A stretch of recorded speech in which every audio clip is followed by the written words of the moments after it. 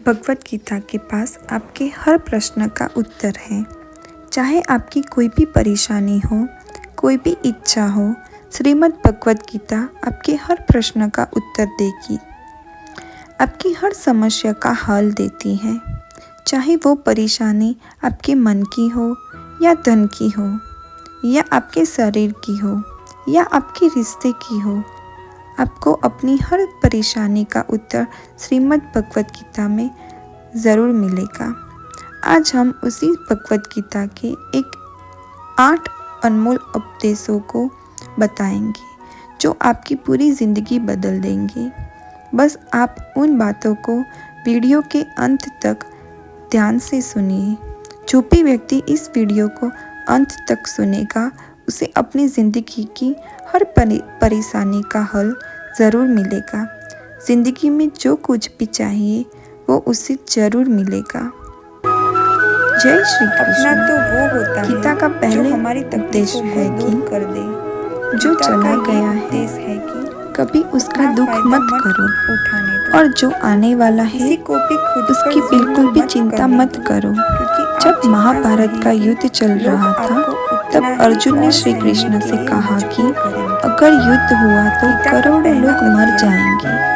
जो अर्जुन सैनिक निषाद और योग योद्धा और दूसरा उस अध्याय युद्ध में मर जिसका नाम जाएंगे, उनकी सांख्य स्त्रियों योग का है। क्या होगा? उसके समाज आरंभ कैसे में आगे अर्जुन बढ़ेगा? ने श्री कृष्ण के और भी आगे बहुत अपना सी दुख बातें प्रकट अर्जुन ने किया। वास्तविक से कही हे हैं। केशव, मैं पर श्री कृष्ण कौरवों से बोले, कैसे युद्ध कर सकता हूँ? हे अर्जुन, यह तू सब बड़ी मेरे बड़ी अपने ज्ञानियों ही है। जैसी बातें मैं करता है, कैसे भीष्म लेकिन पितामह जो और सोच द्रोणाचार्य से में युद्ध ज्ञानी करूंगा? होता है, क्योंकि वो लोग दोनों जो मेरे मर पूजनीय चुके हैं या इसलिए इस जा चुके गुरुजनों हैं को या एक दिन मारने जाने से तो वाले अच्छा हैं, है कि मैं भिक्षा के उनकी अन्न को खाकर अपने जीवन का उनकी गुजारा चिंता करूं। नहीं करता है, उनका और जिन दुख नहीं कौरवों करता से मैं है। युद्ध तेरे करने जा हाथ में रहा कुछ हूं, नहीं वो है, तू चाहकर भी कुछ के कंट्रोल पुत्र नहीं मेरे कर ही भाई सकता। हैं। जीवन मेरे और अपने ही मरण हैं। इन सबको मारने से प्रकृति अच्छा की है कि मैं नियत सन्यासी बन है, जाऊं। इसलिए जो श्री कृष्ण ज्ञानी ने होता अर्जुन है से कहा वो कि किसी के मरण यहाँ पर कौन भी अपना नहीं है रोता। और कौन पराया है?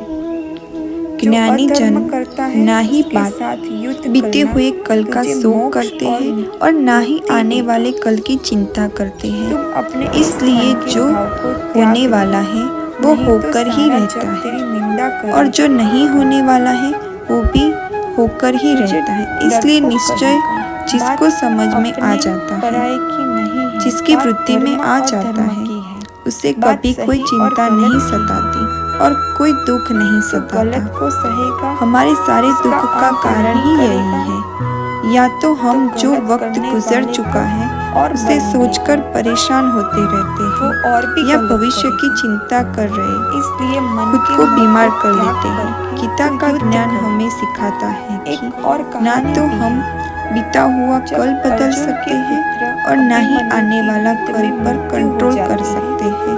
तब हमारे अर्जुन बहुत हाथ में दुखी होकर सिर्फ रोने वर्तमान है, आज श्री का ही कृष्ण पल से है। कहने लगा, हमारा मेरा 99% मर गया तनाव है। और चिंताएं मैं भूतकाल ये और दुख भविष्य बिल्कुल काल के सहन बारे नहीं में कर सकता। सोचने में ही लग जाती मैं है। अपने आप को हम समाप्त हमेशा कर लूंगा। उसी में ही फिर जीते रहते भगवान श्री हैं, कृष्ण मगर उसे वर्तमान में आत्माओं के नहीं लोक जीते। में लेकर गए, इस जहाँ पल को कभी अभिमन्यु नहीं जीते। आनंद से बैठा जब हुआ आप था, वर्तमान का पूरा क्योंकि आनंद उसने लेना सच सीख जो जाओगे, व्यवहार तभी किया आपके था। जीवन में इसलिए तनाव उसे खत्म उत्तम पद होगी, प्राप्त हुआ। चिंता दूर होगी। जब अर्जुन वर्तमान में अभिमन्यु के जीना पास एक रोते बहुत रोते बड़ी गया, उपलब्धि है। अपने पुत्र हमारे को हाथ देखकर में भी प्रसन्न सिर्फ हुआ, आज का ही उसे पल गले है। लगाकर हमें कहा, जो भी करना है हे आज ही पुत्र, करना है। तेरे बिना तो मैं कभी जी ये ही नहीं सोचकर सकता। समय नष्ट मैंने नहीं तो करना अपने जीवन चाहिए की आशा का कि त्याग अभी कर मेरे दिया। पास बहुत समय तो बचा अभिमन्यु है। कहने लगा कि एक गुरुजी ने आप कौन अपने हैं? एक शिष्य को एक पारस अर्जुन का बोला, पत्थर दिया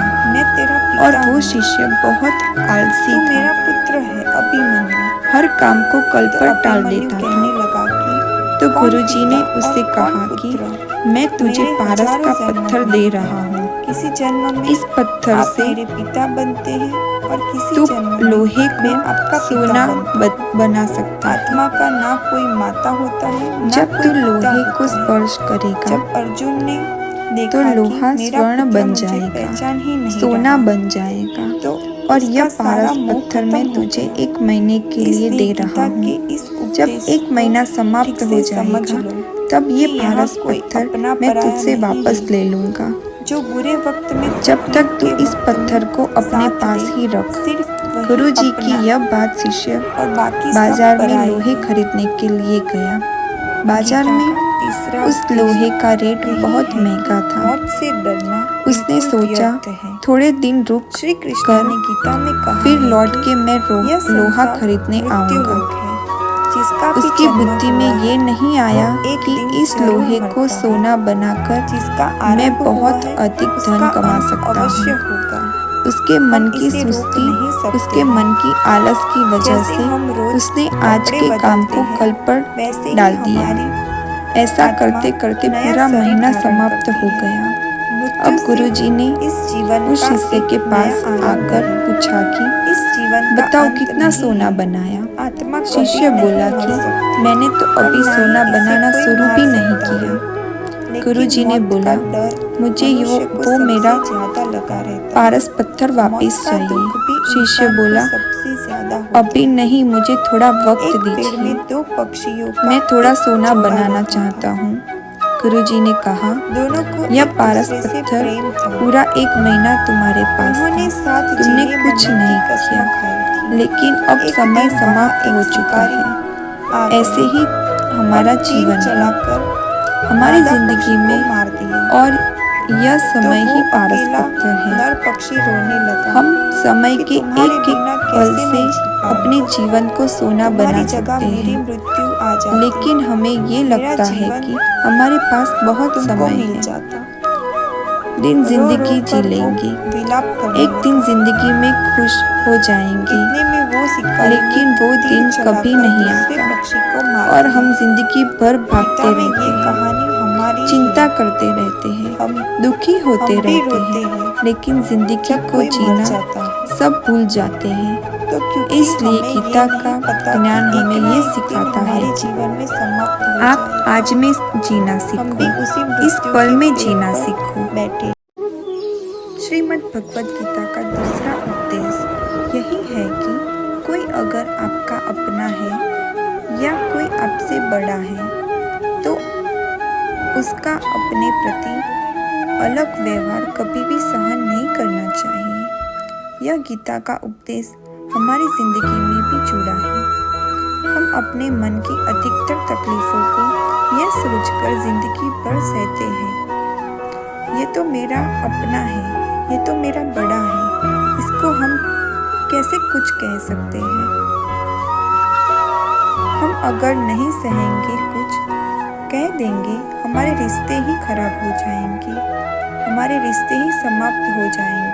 पर सोचने की बात यह है कि उस व्यक्ति को आप अपना कैसे मान सकते हैं जो आपकी तकलीफों की वजह हो।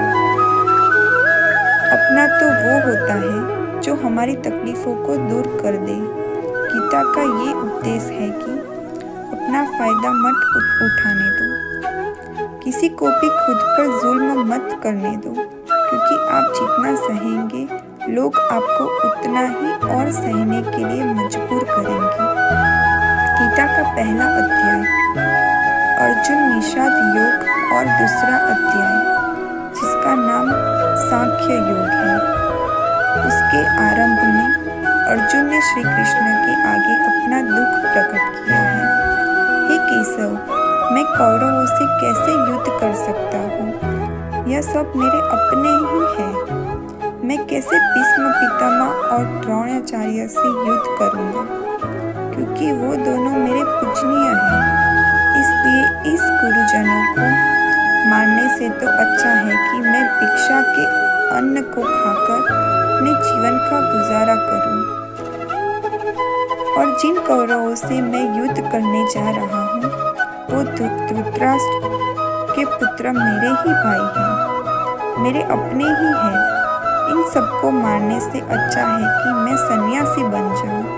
श्री कृष्ण ने अर्जुन से कहा कि यहाँ कौन अपना है और कौन पराया है। जो अधर्म करता है उसके साथ युद्ध करना तुझे मोक्ष और मुक्ति देगा।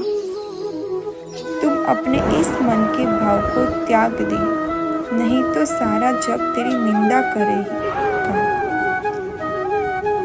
तुझे डरपोक कहेगा। बात अपने पराये की नहीं है, बात धर्म और धर्म की है, बात सही और गलत की है। तू गलत को सहेगा, उसका अंत नहीं करेगा, तो गलत करने वाले को और बल मिलेगा, वो और भी गलत करेगा। इसलिए मन के मोह को त्याग करके तू युद्ध कर। एक और कहानी भी है।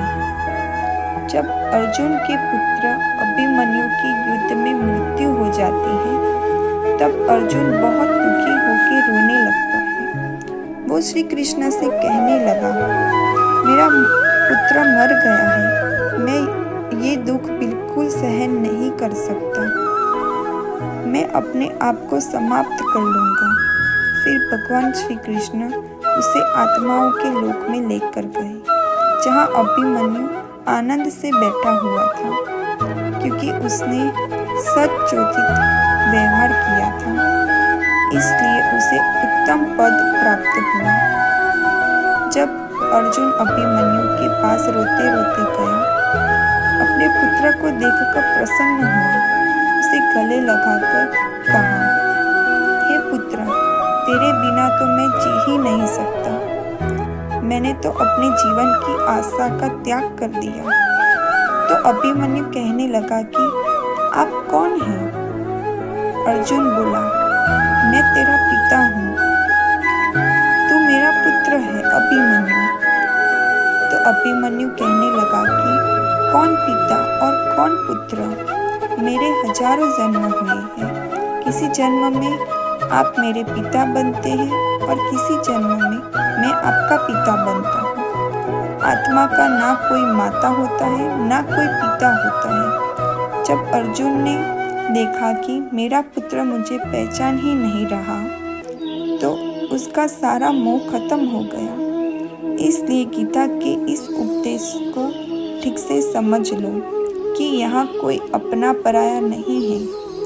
जो बुरे वक्त में, तकलीफ के वक्त में साथ दे, सिर्फ वही अपना और बाकी सब पराए हैं।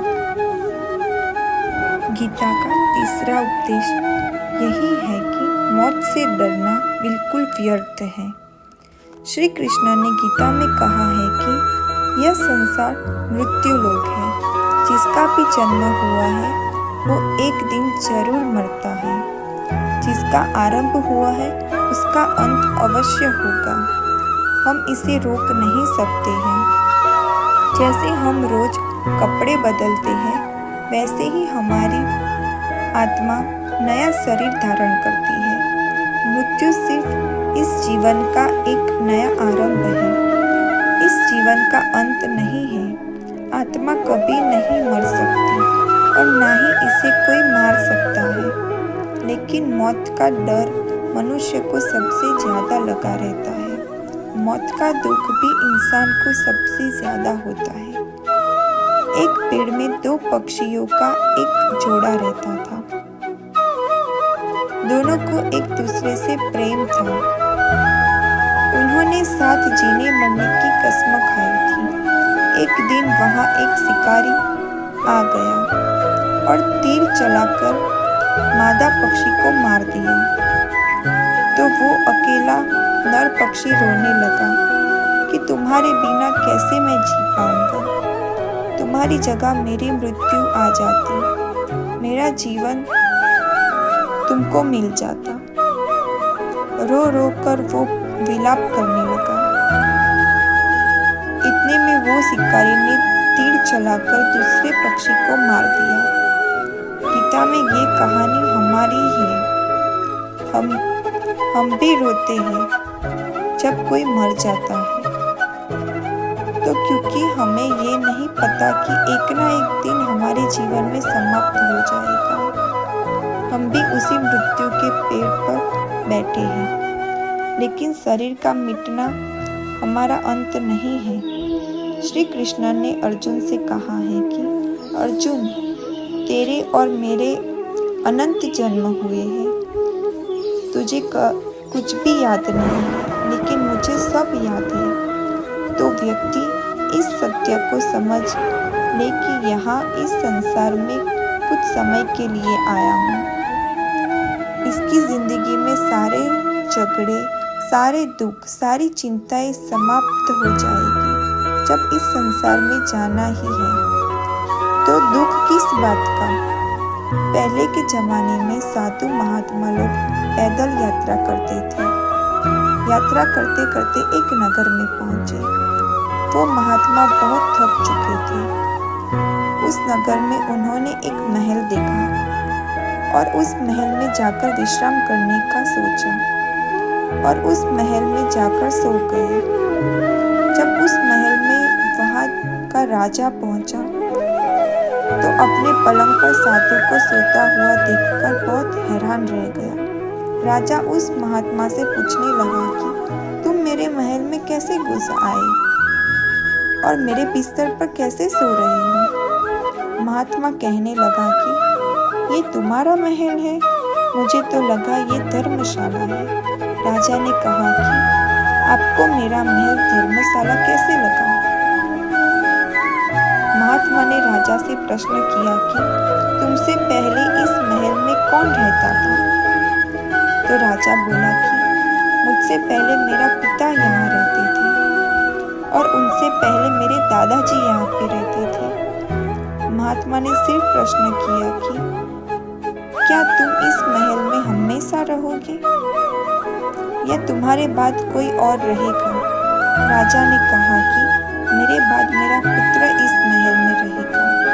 महात्मा ने राजा से कहा कि जिस जगह पर रहने वाले बार बार बदल जाते हैं उसे घर कैसे कह सकते हैं। वहाँ तो धर्मशाला ही है, इसलिए तेरे महल को धर्मशाला समझकर मैं इसमें रात बिताने आ गया। धर्मशाला जान जग को यहाँ सब मेहमान हैं, मोह इसे मत करो, सब स्वप्न के समान है। अगर हम इस बात को समझ ले कि यहाँ कुछ समय के लिए आए हैं, आनंद के लिए आए हैं, खुश रहने के लिए आए हैं, वो हमारे साथ दुख समाप्त हो जाएंगे। जब हम अपना मोह यहाँ जमा लेते हैं, अपना दाव यहाँ जमा लेते हैं कि यह मेरा है, इसे मैं छोड़ नहीं सकता, इसके बिना मैं जी नहीं सकता, तो हमारा जीवन दुखों से भर जाता है। इसलिए जीवन में मृत्यु का भय त्याग करके प्रतिपल आनंद लेना चाहिए। गीता का चौथा उपदेश। मन और विचारों को कंट्रोल किए बिना जीवन में कभी शांति और सुख नहीं मिल सकता। अर्जुन ने श्री कृष्ण से कहा कि मेरा मन सही गलत सब कुछ जानता है, फिर भी मेरे विचार और मेरा मन मुझसे कंट्रोल नहीं होता। मैं जो करना चाहता हूँ वो कर नहीं पाता और जो नहीं करना चाहता हूँ वो मेरा मन मुझसे ज़बरदस्ती करवा लेता है। इसलिए एक राजा था।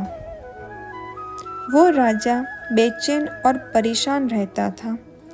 एक दिन वो अपने गुरुजी के पास आया और उनसे कहने लगा कि मेरा मन बहुत बेचैन है, मैं बहुत परेशान हूँ। मैंने पूरे संसार को जीत लिया है, सब कुछ है मेरे पास, पर मैं खुश नहीं हूँ। मेरे मन में सुकून नहीं है, शांति नहीं है। तो गुरुजी ने राजा से कहा कि तुम्हारे नज़र में अगर कोई ऐसा व्यक्ति है जिसने सुकून को प्राप्त कर लिया है, शांति को प्राप्त कर लिया है, तुम उसका एक बार कुर्ता पहन लो, तुम्हारे जीवन में भी शांति आ जाएगी। राजा बहुत प्रसन्न हो गया कि यह तो बहुत आसान काम है।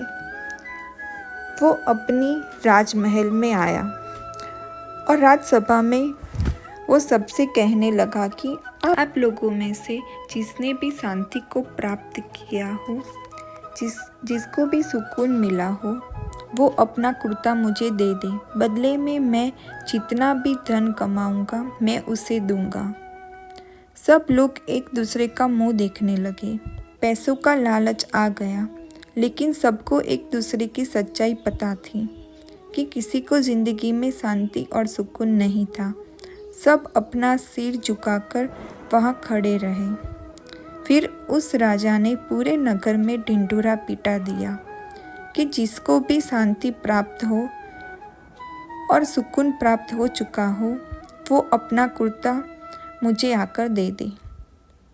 वो जितना धन कहेगा उसको उतना धन मिल जाएगा, लेकिन एक भी व्यक्ति ऐसा नहीं मिला जिसे शांति प्राप्त हो चुकी हो। वास्तविकता में जब कोई मरता है तब हम कहते हैं कि वो फला व्यक्ति आज शांत हो गया।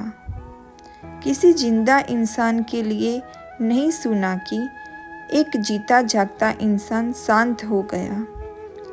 राजा के सैनिक पूरे शहर में ढूंढते फिरे। एक पेड़ के नीचे एक महात्मा तपस्या करता दिखा। उनके चेहरे पर शांति थी, सुकून था। सैनिक उस महात्मा के पास आकर पूछने लगे कि क्या आपने शांति प्राप्त कर ली है, सुकून प्राप्त कर लिया है? महात्मा ने कहा, मैं पूरी तरह से शांत हूँ। वो सैनिक उसे राजा के पास ले आए। राजा ने इस महात्मा से प्रश्न किया कि क्या आपको शांति और सुकून प्राप्त हो चुके हैं? उस महात्मा कहने लगे, महाराज, मैं पूरी तरह से शांत हूँ। मुझे कोई चिंता नहीं है, किसी चीज की लालच नहीं है, मुझे कोई इच्छा नहीं है। राजा जी बहुत प्रसन्न हुए। आखिर वो व्यक्ति मिल ही गया जिसे शांति प्राप्त हो चुकी है, जिसे सुकून प्राप्त हो चुका है। राजा उस महात्मा से कहने लगे, महात्मा, आप अपना कुर्ता मुझे कृपा करके दे दीजिए। आप जो मांगेंगे मैं आपको दूंगा। वो महात्मा कहने लगे, महाराज, सुकून और शांति को मुझे मिल चुकी है, लेकिन क्या करूं? मेरे पास कुर्ता ही नहीं है पहनने के लिए जो मैं आपको दे सकूं। जब राजा ने उस महात्मा की ये बात सुनी, इस महात्मा के पास कुर्ता ही नहीं है पहनने के लिए। इसके बाद ही वो महात्मा बिल्कुल शांत है, उसके जीवन में सुकून है और मैं सारी जिंदगी धन को जोड़ने में लगा रहा, लेकिन मुझे शांति प्राप्त नहीं हुई, सुकून नहीं मिला, क्योंकि शांति और सुकून बाहर की चीज़ नहीं है, हमारे भीतर की चीज़ है। इसलिए जब तक कोई व्यक्ति अपने मन और विचारों को कंट्रोल नहीं करता, तब तक उसके जीवन में सुकून और शांति नहीं आती। और गीता का उपदेश हमें यही सिखाता है कि शांति चाहिए तो मन को शांत करना सीखो। जय श्री कृष्ण। श्रीमद् भगवत गीता की ये सारी बातें हमारे जीवन में बहुत काम आती है।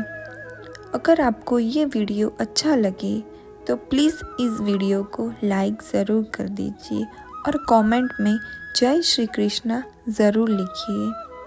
आपको ऐसे और वीडियो देखने के लिए प्लीज़ इस चैनल को सब्सक्राइब ज़रूर करिए। जय श्री कृष्णा।